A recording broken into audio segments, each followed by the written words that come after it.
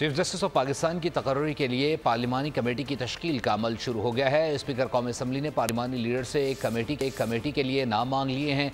Committee 2/3 अक्सरियत से chief justice of Pakistan का चुनाव करेगी। ज़राए के मुताबिक PTI को 3 रुकन कमेटी में मिल सकते हैं।